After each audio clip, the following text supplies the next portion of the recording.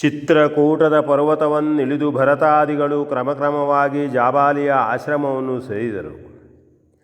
ಎಲ್ಲರ ಬಾಯಿಯಲ್ಲೂ ಶ್ರೀರಾಮನ ವಿಚಾರವೇ. ಅವನ ಗುಣಕಥನಗಳೇ ಅಲ್ಲದೆ ಬೇರೊಂದಿರಲಿಲ್ಲ. ಅಲ್ಲಿ ಜಾಬಾಲಿಯು ಎಲ್ಲರನ್ನೂ ಬೀಳ್ಕೊಡುತ್ತಾ ಭರತನನ್ನು ಕುರಿತು, ವತ್ಸ, ಏನು ಭಾಗ್ಯಶಾಲಿಯು ನೀನು. ನಿನ್ನ ಅಣ್ಣನ ಮುಖದಿಂದ ನಾವೆಲ್ಲರೂ ಎಂತಹ ಘನವಾದ ತತ್ವೋಪದೇಶವನ್ನು ಪಡೆದೆವು. ಅವನೇನನ್ನು ತಿಳಿದಿರುವನೋ, ಅದನ್ನೆಷ್ಟು ಜೀರ್ಣಿಸಿಕೊಂಡಿರುವನೋ ಬಲ್ಲವರಾರು. ನಿನ್ನ ಮಾತನ್ನೇ ಪುಷ್ಟೀಕರಿಸಿ ಅವನನ್ನು ಊರಿಗೆ ಮರಳಿಸಬೇಕೆಂದು ನಾನು ತಿಳಿಸಿದ್ದೆಲ್ಲ ನಿರರ್ಥಕವಾಯಿತು. ಅವನ ಮುಂದೆ ಯಾವ ಮಾಯಾ ಪ್ರಲೋಭನಗಳು ಫಲಕಾರಿಯಾಗಲೊಲ್ಲವು. ಆದರೂ ಈ ನಮನದಿಂದ ಶ್ರೀರಾಮನ ತತ್ವಜ್ಞಾನದ ಪರೀಕ್ಷೆಯೇ ನಡೆಯಿತೆನ್ನಬಹುದು. ಪೂರ್ಣವಾಗಿ ಅವನು ಅದರಲ್ಲಿ ಉತ್ತೀರ್ಣನಾದನು. ಎಂತಹವನೇ ಆದರೂ ರಾಜ್ಯ ಸುಖ, ಅಧಿಕಾರ ಪ್ರಾಪ್ತಿ ಮುಂತಾದವುಗಳಿಗೆ ಮನಸೋತೇ ತೀರುತ್ತಾನೆ. ಒಮ್ಮೆ ಅಂತಹ ಲಾಲಸೆಯಲ್ಲಿ ಮಗ್ನರಾದರೆ ಮತ್ತೆ ಅವನು ಅದರಿಂದ ಬಿಡುಗಡೆಗೊಂಡು ಉದ್ಗತನಾಗುವುದು ಕಷ್ಟ. ಇಷ್ಟು ಎಳವೆಯಲ್ಲಿಯೇ ನಿನ್ನ ಅಣ್ಣನು ಅದೆಲ್ಲವನ್ನೂ ಮೀರಿರುವೆನೆಂದ ಮೇಲೆ ಅವನ ಕುರಿತು ಹೆಚ್ಚು ಹೇಳಬೇಕಾಗಿಯೇ ಇಲ್ಲ. ನೀನು ಅವನ ತಮ್ಮನಾಗಿ ಹುಟ್ಟಿ ಭಾಗ್ಯಶಾಲಿಯಾದೆ. ನೀನೇನೂ ಸಂದೇಹ ಪಡಬೇಕಾದ್ದಿಲ್ಲ. ಅವನಲ್ಲಿ ಭಿನ್ನಯಿಸಿಕೊಂಡಂತೆಯೇ ನಡೆದುಕೋ. ನಿನಗೆ ಶುಭವಾಗುತ್ತದೆ.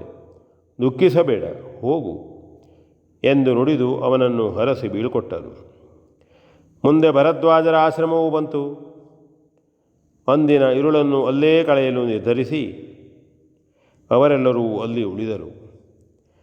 ರಾತ್ರಿ ಭರತನನ್ನು ಕುರಿತು ಭರದ್ವಾಜರು ಬಹುವಾಗಿ ನುಡಿದು ಶ್ರೀರಾಮನನ್ನು ಅಡಿಗಡಿಗೆ ಹೊಗಳುತ್ತಿದ್ದರು. ಅದೆಲ್ಲವೂ ಭರತನಿಗೆ ಬಹಳ ಅಪ್ಯಾಯಮಾನವಾದವು.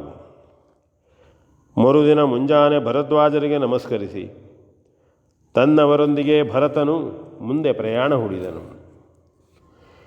ವಸಿಷ್ಠರು ತಮ್ಮ ಯಾವ ಅಭಿಪ್ರಾಯವನ್ನೂ ಶ್ರೀರಾಮನಲ್ಲಾಗಲಿ ಭರತನನ್ನಾಗಲಿ ಹೊರಗಡೆ ಹರಲಿಲ್ಲ. ಭರತನಿಗೆ ಅದೂ ಒಂದು ವಿಶೇಷವೇ ಆಗಿ ಕಂಡಿದ್ದಿತ್ತು. ಅದನ್ನೇ ಅವರಲ್ಲಿ ಕೇಳಿಬಿಡಲು ಅವನಿಗೂ ಧೈರ್ಯವಾಗಲಿಲ್ಲ. ಅಂತೆಯೇ ಪಯಣವು ಮುಂದೆ ಸಾಗಿ ಗಂಗಾ ನದಿಯನ್ನು ದಾಟುವ ಹೊತ್ತಿಗೆ ಹೊತ್ತು ಮುಳುಗಿತು. ಗುಹನು ಪ್ರಾರ್ಥಿಸಿಕೊಂಡಂತೆ ಎಲ್ಲರೂ ಆ ರಾತ್ರಿಯನ್ನು ಅಲ್ಲೇ ಕಳೆಯಬೇಕಾಯಿತು. ಸಾಕೇತ ನಿವಾಸಿಗಳಿಗೆ ಶ್ರೀರಾಮನೊಂದಿಗೆ ಒಂದು ರಾತ್ರಿಯಾದರೆ ಭರತನೊಂದಿಗೆ 2 ರಾತ್ರಿ ಆ ಪವಿತ್ರ ಪ್ರದೇಶದಲ್ಲಿ ಕಾಲ ಕಳೆಯಲು ಆಸ್ಪದವಾಗಿದ್ದಿತ್ತು.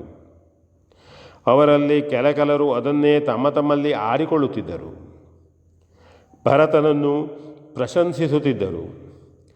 ಪೂಜ್ಯರಾದ ವಸಿಷ್ಠರು ಅದನ್ನು ಗಮನಿಸಿ ಇದು ಸಲ್ಲಕ್ಷಣವೆಂದು ಸಮಾಧಾನಗೊಂಡರು. ಗುಹನ ಅನುಚರರು ಯಥೇಚ್ಛವಾಗಿ ಹಾಲು, ಹಣ್ಣು ಮುಂತಾದವುಗಳನ್ನು ತಂದಿತ್ತು ಸಾಕೇತದವರನ್ನು ಸತ್ಕರಿಸಿದರು. ಗುಹನು ಭರತನೊಂದಿಗೆ ಏಕಾಂತವಾಗಿ ಬಹುಹೊತ್ತು ಮಾತಾಡುತ್ತಾ ಹಿಂದೆ ತಾನು ಸೀತಾರಾಮಲಕ್ಷ್ಮಣರನ್ನು ಮಧ್ಯರಾತ್ರಿಯ ಕಾಲದಲ್ಲಿ ಕಂಡಿದ್ದ ಆ ಸುಂದರ ದೃಶ್ಯವನ್ನು ಬಗೆಬಗೆಯಾಗಿ ವರ್ಣಿಸಿದನು. ಅದರಿಂದ ಪರಮಾಶ್ಚರ್ಯತ್ಪರಿತನಾಗಿದ್ದ ಭರತನು, ಒಡ ಹುಟ್ಟಿಯೂ ನನಗಾ ಭಾಗ್ಯವು ಬರಲಿಲ್ಲ, ನೀನೇ ಧನ್ಯನು ಎಂದು ಗುಹನನ್ನು ಆಲಿಂಗಿಸಿಕೊಂಡನು.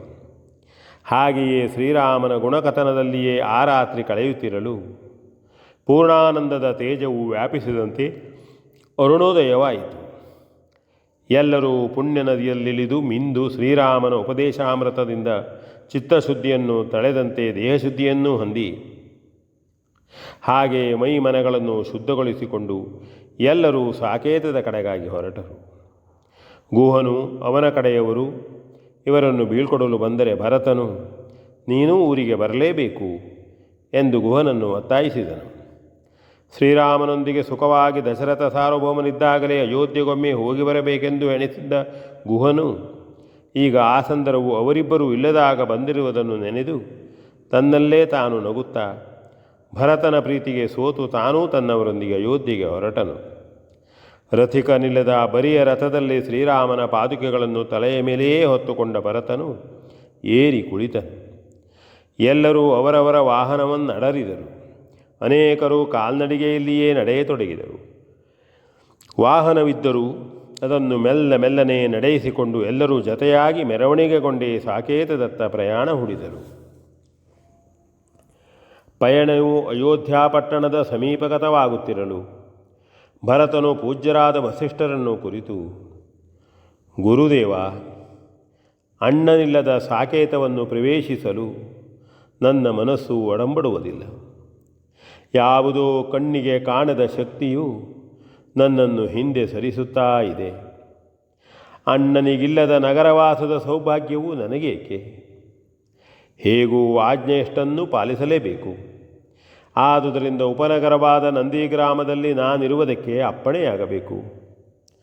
ಅಲ್ಲಿಯ ಅರಮನೆಯಲ್ಲಿ ಅಣ್ಣನ ಈ ದಿವ್ಯ ಪಾದುಕೆಗಳನ್ನು ಸಿಂಹಾಸನದ ಮೇಲೆ ಇಟ್ಟು ಪೂಜಿಸುತ್ತೇನೆ.